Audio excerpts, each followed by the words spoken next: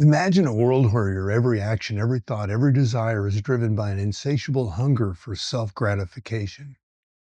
A world where the only thing that matters is you, your wants, your needs, and your ambitions. Now, picture that world slowly crumbling away, revealing a hidden landscape of interconnectedness, purpose, and meaning beyond your wildest dreams. This is the journey that we're about to embark on together as we explore the profound concept of self-love and its impact on our lives and the world around us.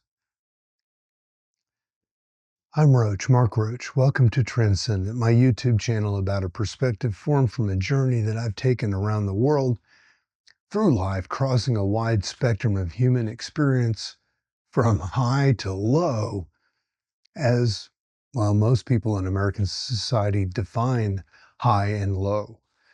This channel is all about inspiring common people to find their power.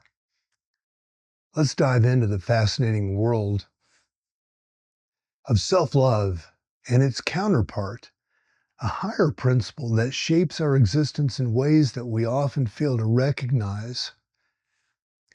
Imagine two triangles, one pointing up and one pointing down, intersecting to form a six-pointed star. Now, this ancient symbol known as the Seal of Solomon holds a key to understand the forces at play in our lives. The triangle pointing down represents self-love. It starts broad at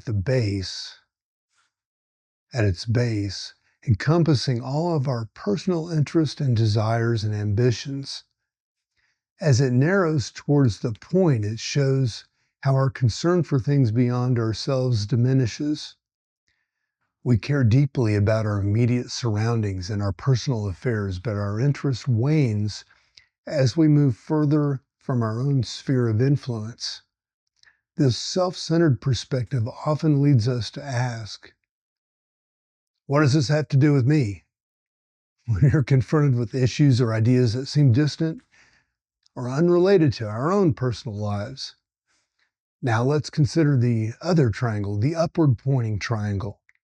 This represents a principle, a force that runs counter to self-love.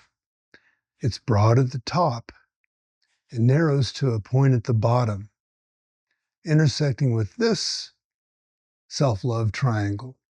This symbol illustrates the interplay between these two forces in our lives, showing how they mingle and influence each other. The concept of these two opposing forces is at the heart of what's called the magnetic center in esoteric teachings. Magnetic center is our ability to distinguish between influences created by life, or A influences, and those that come in from a higher source, B influences. A influences are closely tied to self-love, and they're about power, possessions, and personal gain.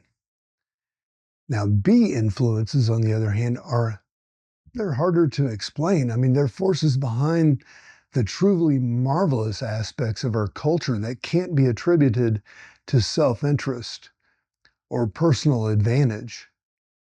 Think about the great works of art, literature, and architecture that have survived through the ages.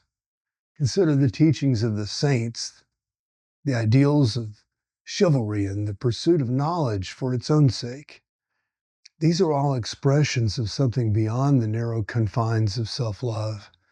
They're evidence of a higher force at work in human affairs, transmitted through those who've recognized and responded to these B influences.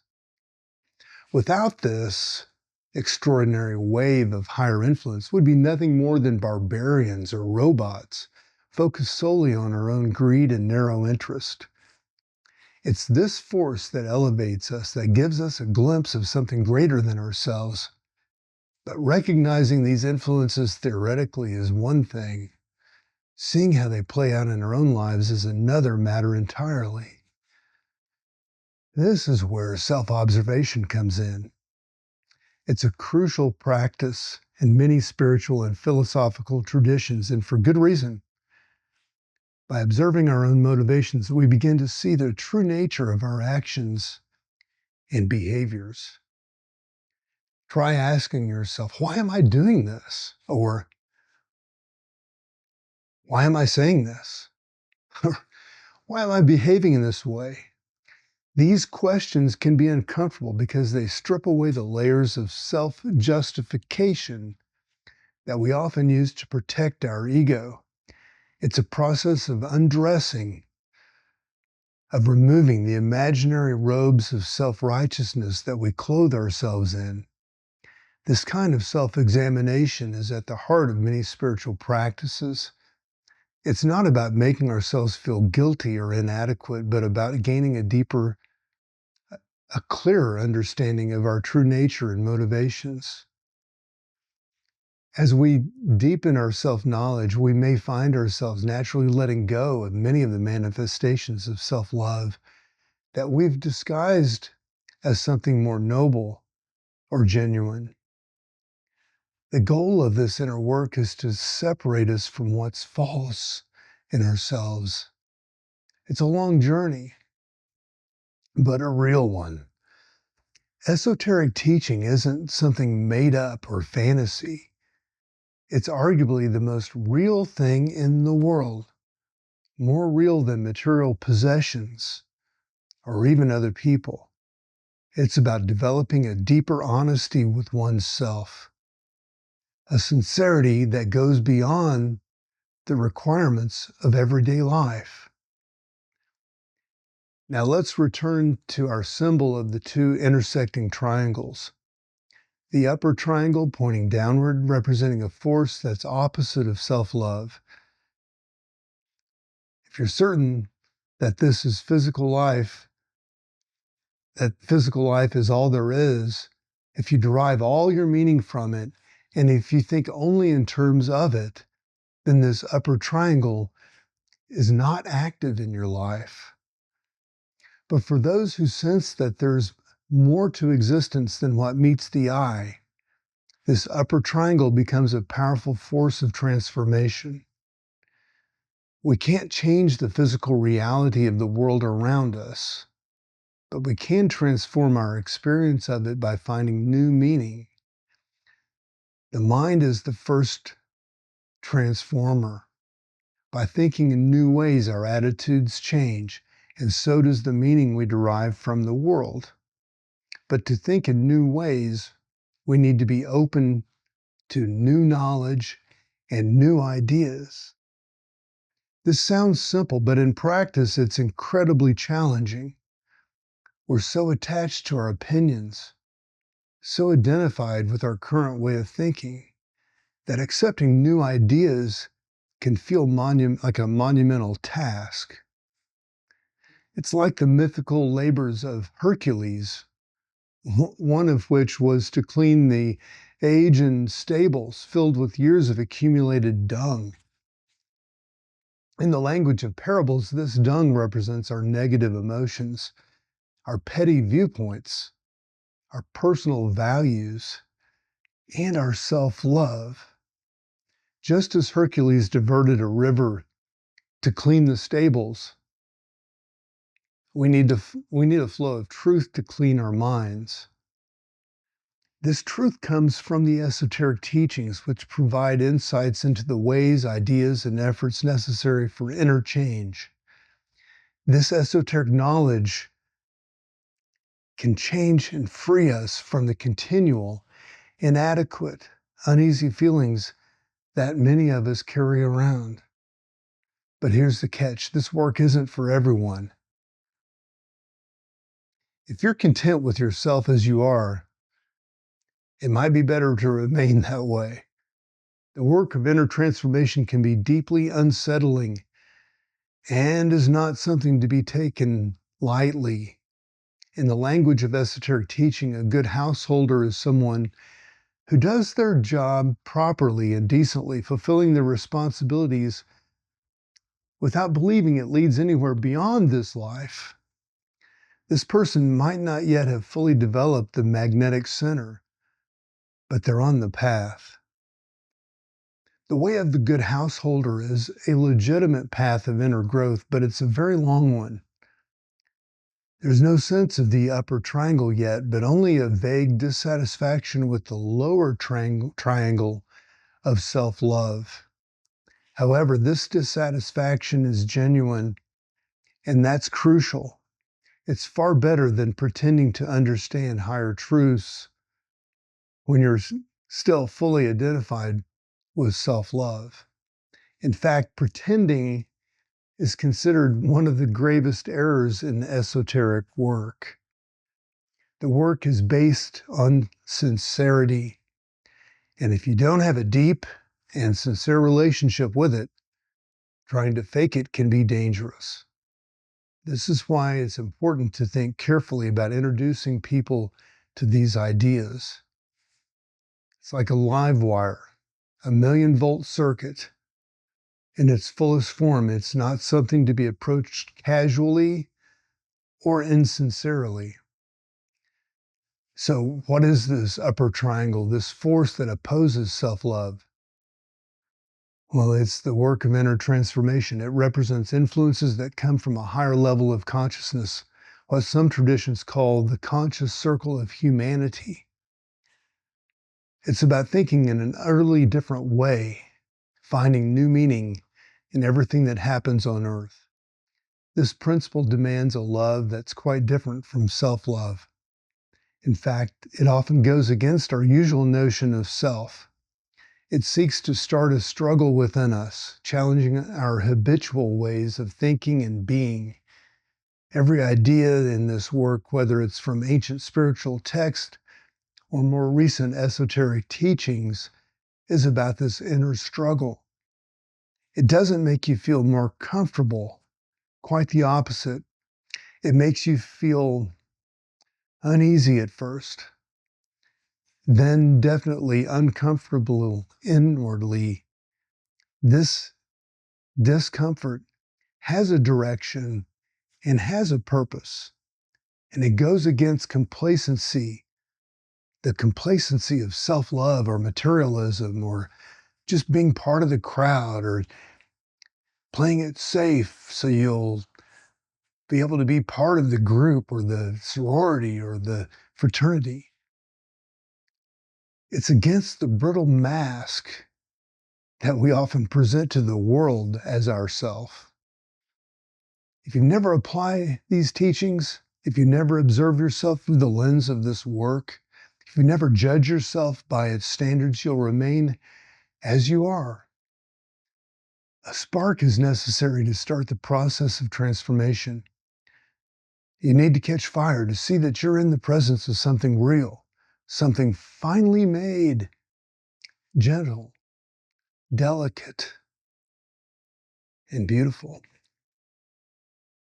When the new emotions begin to arise from this work, they catch and transmit its energy. These emotions are caused by feeling and allowing yourself to be considering deeply about these teachings, pondering their implications in your life.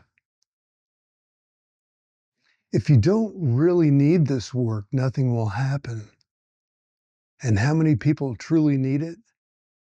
Well, it's a question worth asking yourself. Why am I here? Why am I engaging with these ideas? Why am I listening to Mark? Well, these ancient texts of Hebrews describe the process beautifully.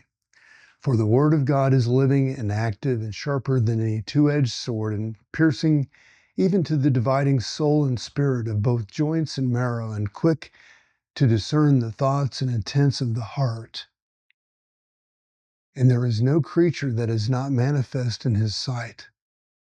But all things are naked and laid open before the eyes of him with whom we have to do.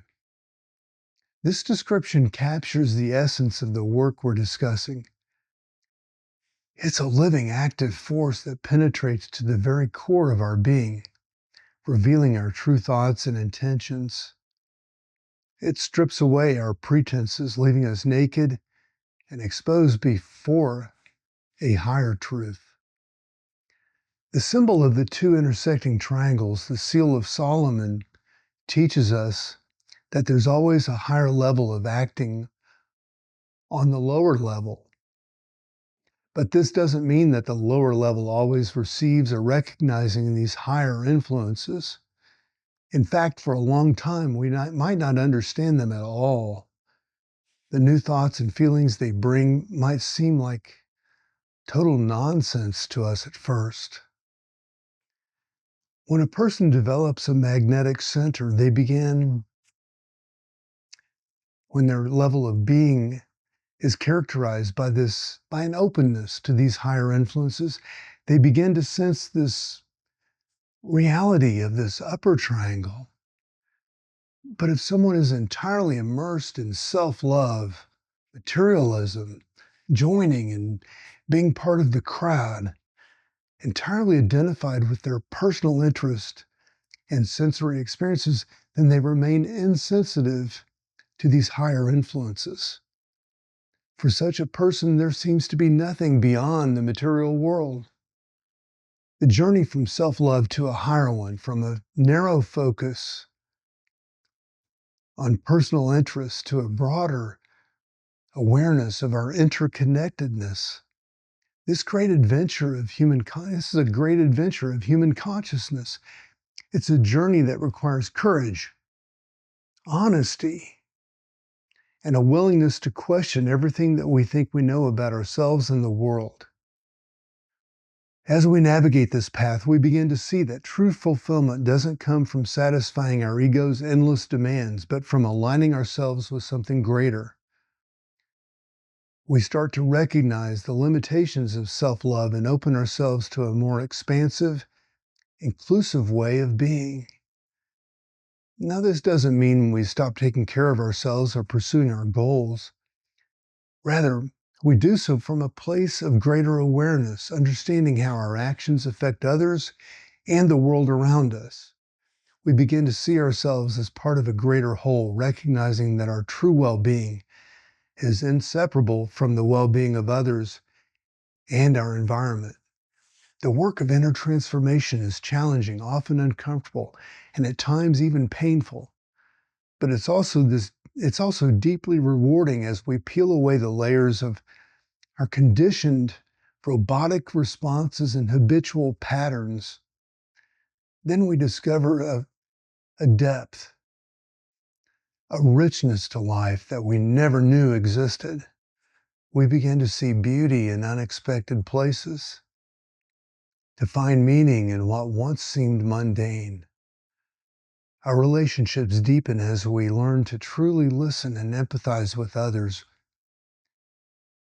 We become more resilient in the face of life's challenges, recognizing them as opportunities for growth rather than obstacles to our happiness.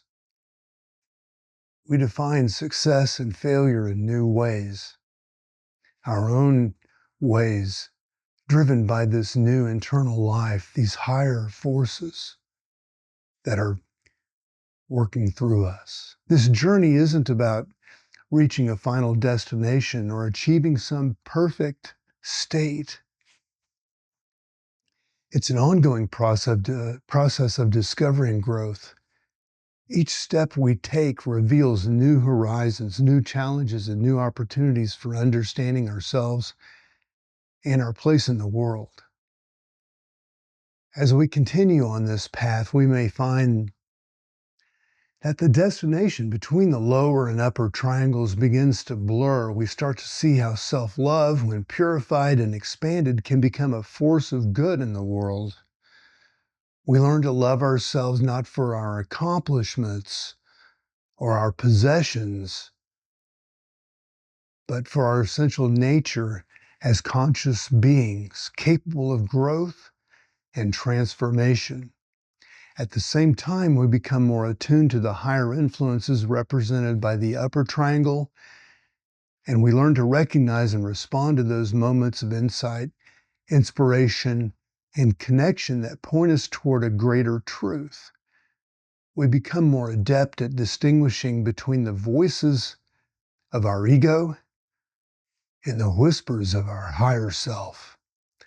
This work isn't easy and it's not for everyone, but for those who feel called to it, who sense that there's more to life than what meets the eye, it offers a path of profound transformation and fulfillment.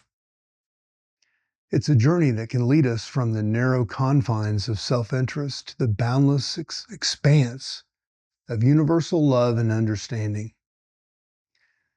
As I am concluding this exploration of self-love with you here about these higher influences, I encourage you to reflect on your own journey.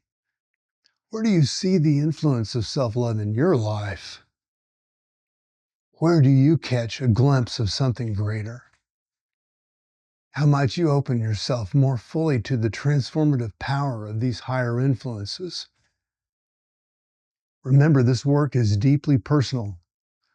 No one else can do it for you, and your path will uniquely be your own. But you're not alone on this journey. Throughout history, countless individuals have walked on this path before us, leaving signposts and guidance for those who follow.